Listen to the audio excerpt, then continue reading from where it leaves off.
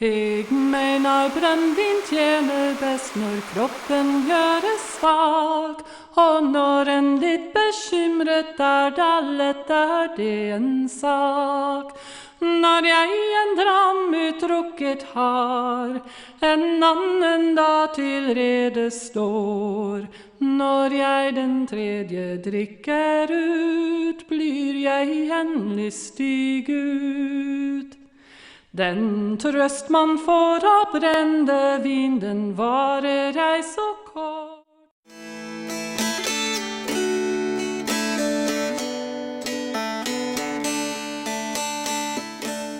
The wild and rugged western Lake Superior shoreline was inhabited by people long ago. Pioneers settled on Minnesota Point and along the St. Louis River and Bay. Eventually, town sites were platted. Oneota was platted in 1856. The first public school in St. Louis County was built there. Rice's Point, platted shortly after Oneota, began with a few basic dwellings. It lay between the bays of Superior and St. Louis, and as far back as the Point of Rocks. The time when he first came to Duluth, no one lived here. There was from where the Point of Rocks, the tip of the Point of Rocks is just about where 35 is now. You know, a lot of it's been blasted and hauled away. The water line was actually in Michigan here, right up to the Point of Rocks. You could almost take a boat to lower Michigan here. It was filled in about 20-some feet now. You could walk across the whole bay. It was about 18 inches deep from here to where the Fraser shipyard's at. And then that's where the open water was at. It was beyond that, just over by Barker's, because the river opened up a little bit. It was just marsh, huge marsh. In the late 1800s, Rice's Point, Oneota, and several other town sites became part of Duluth. On the 4th of July in 1869, 3,500 people were living in Duluth. Nearly 60% were foreign-born. Duluth was the only city in the state with a sizable foreign-born majority. Nearly half of the American-born population came from the East Coast, while the rest were from neighboring states. Duluth was called a western suburb of Philadelphia. Early Duluth was essentially a boom town population, male-dominated, adult, and of prime labor age. Witter's Ode to the Zenith City in 1870 captures the scene. They come from every country, of every tongue and clime, to build a great city up in shortest space of time. This part of town where he settled, as people started coming to Minnesota, to Duluth, this was the Irish district of town. It was known as Corktown from about 1850, 4950 to about 72. The first boatload of Swedish immigrants arrived in Duluth on June 16, 1869, greeted by cheers of local residents. More immigrant laborers arrived the next month, most coming to work on the railroad. The 154-mile Lake Superior and Mississippi Railroad from St. Paul to Duluth was completed August 1, 1870. Several sawmills were established along the St. Louis Bay around the 1880s.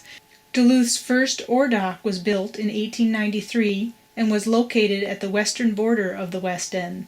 The city became a major terminal for iron ore heading to giant steel mills. With Duluth as the lake terminus, an unprecedented influx of Americans and immigrants came to this budding Chicago of Lake Superior. People built their homes up on the Point of Rocks, tucked in, and at the base of the hillside or along the tracks. Neighborhoods formed within neighborhoods, especially in the area that became known as the West End. It was never incorporated as its own town and was basically an expansion of nearby Rice's Point. The West End became the place where many people came together to learn, to worship, to work, and to play.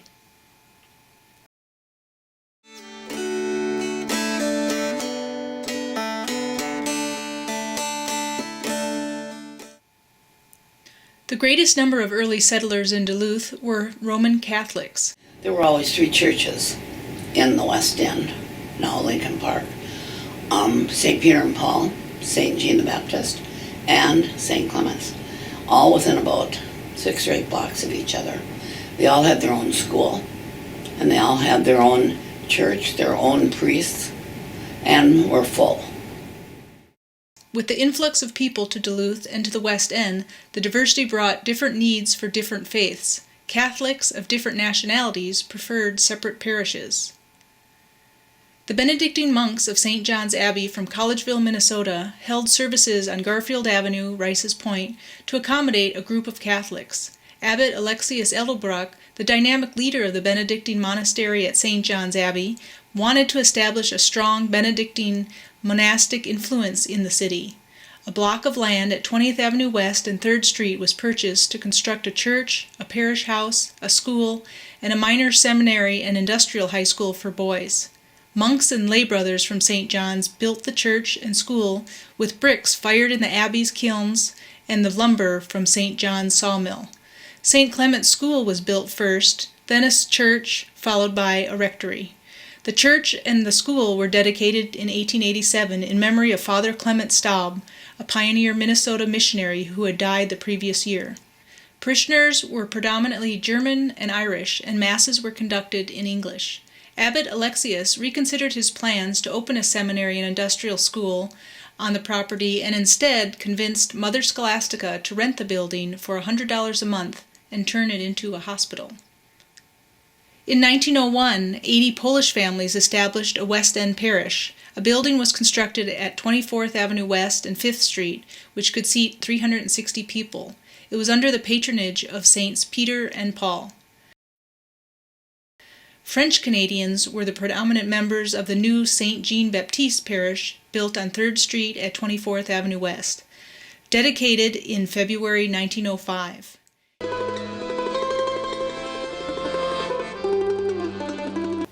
But you very much identified with your church, at least the Catholics in this neighborhood did. They identified with the church that they went to. And, of course, everyone thought theirs was the king.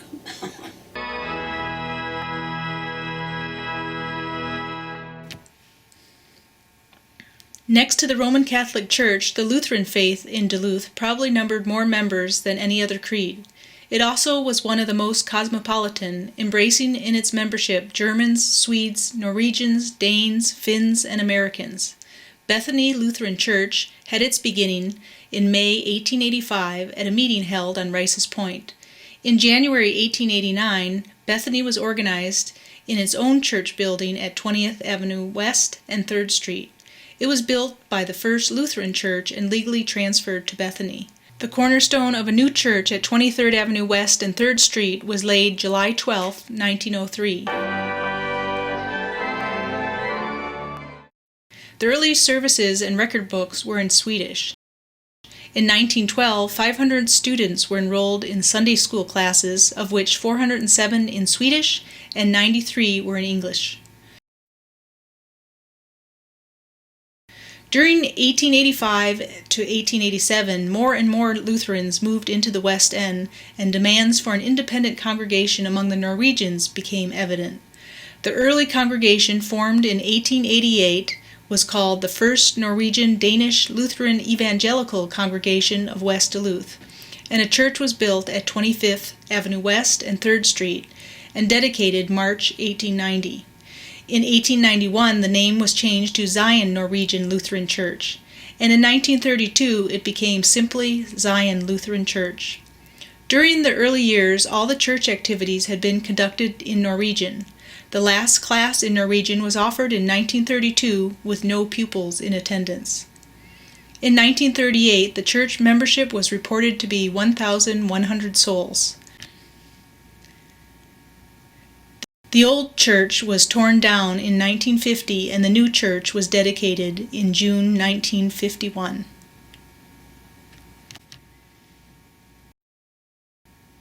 In response to the need for an English-speaking church in the West End Lutheran community, in 1912, 46 people, primarily of Scandinavian birth or ancestry, established a new church, Trinity Evangelical Lutheran Church, or simply the Trinity English Church.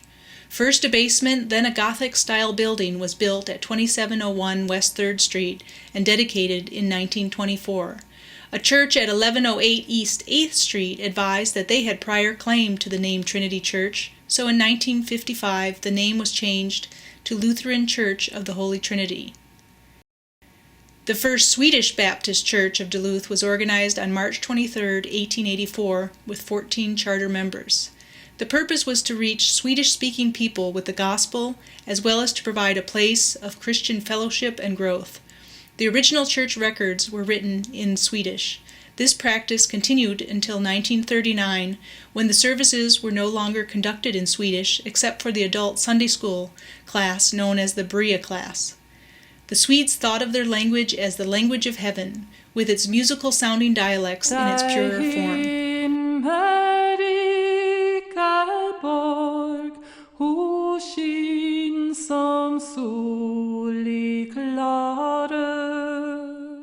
On August 21, 1910, a dedication was held for the new building at 22nd Avenue West and 3rd Street. Through many revival meetings, membership increased to 400 in the 1920s. It is said that at least 6 other churches in the region owe their origin, either directly or indirectly, to the activity of the Temple Church. After meeting for a time in homes, in a vacant house, and in the YMCA, the Swedish Church of Christ, which had been established in 1883, decided to build. A church at the southwest corner of 20th Avenue West and 2nd Street was constructed during the winter of 1884 and 85. Revival meetings, mission meetings, concerts, and auctions were continuous performances. A new church was built and dedicated in 1899. It was called Mission Skirken, or the Mission Church.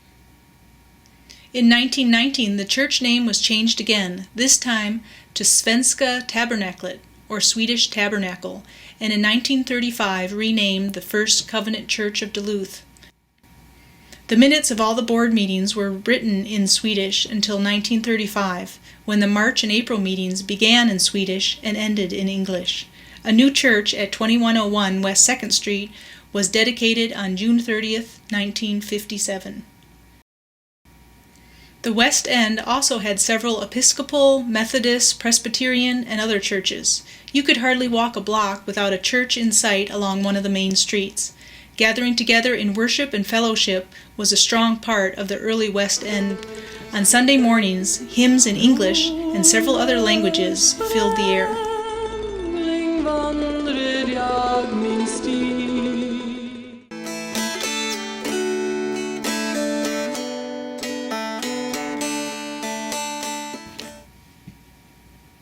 Serving Rice's Point's residents, Madison School on Garfield Avenue was one of the first schools in the district. It was built in 1882. Within the next few years, 4 more grade schools, Bryant, Adams, Monroe, and Lincoln schools, were built to educate children of the people settling in the growing West End. A good proportion of people who settled in Duluth came either directly from Europe or indirectly from German immigrant settlements in southern Minnesota and Wisconsin, and the French Canadian from Lower Canada. Each group spoke the tongue of the country of its origin and was devoted to its own religious customs. All were fearful that if they sent their children to an exclusively English-speaking parish school, they were exposing them to a gradual weakening or even loss of their faith. They wanted their children to learn English, but they must also learn Polish or German or French, the mother tongue of their parents. Each of the Catholic churches in the West End had schools, 2 with classes through high school, with pupils taught by the Benedictine sisters who lived at St. Mary's Hospital. My folks were from Poland, and my oldest sister. There was 8 girls and 6 boys. I went to St. Peter and Paul's School up on 24th and 5th. Used to have to walk to school every day.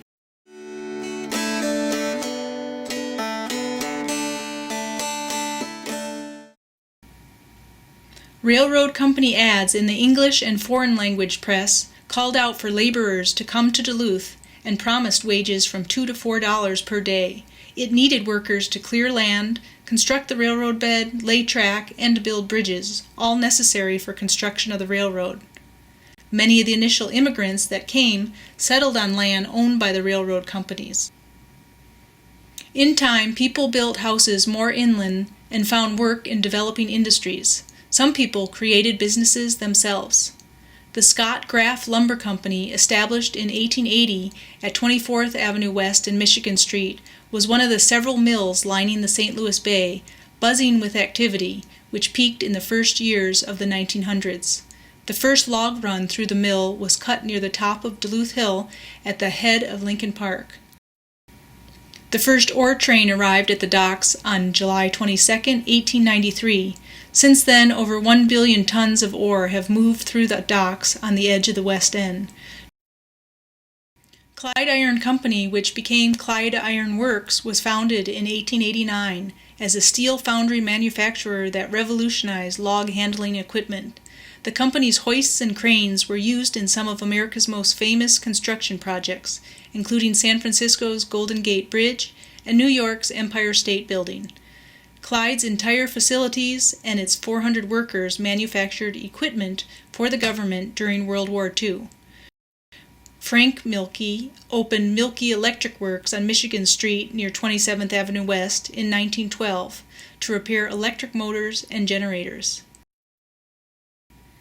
In 1892, the Nelson brothers embarked on the manufacture of knitted goods and was one of the first promoters of Duluth's infant industries that weathered the storms of the pioneer boom days. In 1910, they erected a business block and factory building at 2105 and 07 West Superior Street.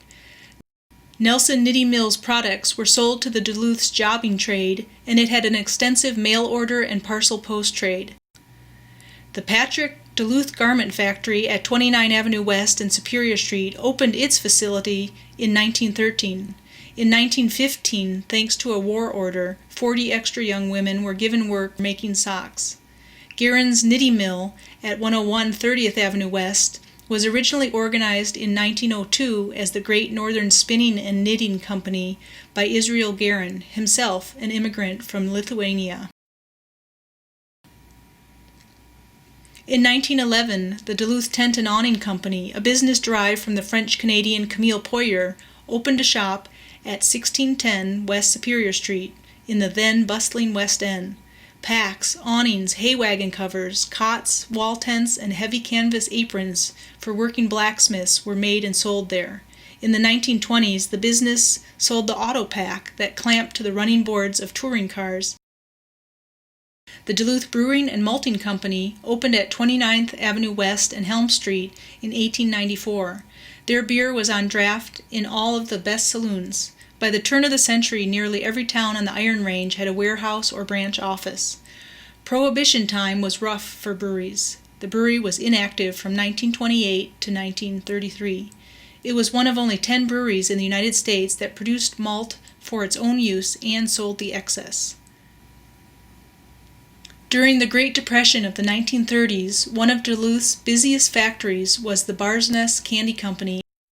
A large assortment of candy was sold to wholesale houses throughout the United States and to retail stores in the Midwest.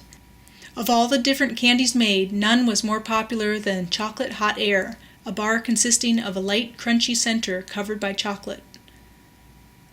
Anderson Packers Incorporated, a horse meat factory at the Bayfront at 21st Avenue West, opened December 18, 1946. The plant was the only one of its kind in northern Minnesota and sold the horse meat to about 300 mink and fur ranchers in the Duluth area. The meat was not for human consumption. Streetcar work was among the least desirable work in Duluth. Streetcar employees, many of whom were Scandinavian immigrants, worked hard 15 to 16-hour days for low pay for the Duluth Streetcar Railway Company. Turnover was high. The company continued to be opposed to unionization. In mid-September 1912, starting with 3,000 mostly in-district workers, attack came to halt the system. Within a couple days, a mob, estimated at 15,000 people, formed at the car barns on Superior Street in between 26th and 27th Avenue West.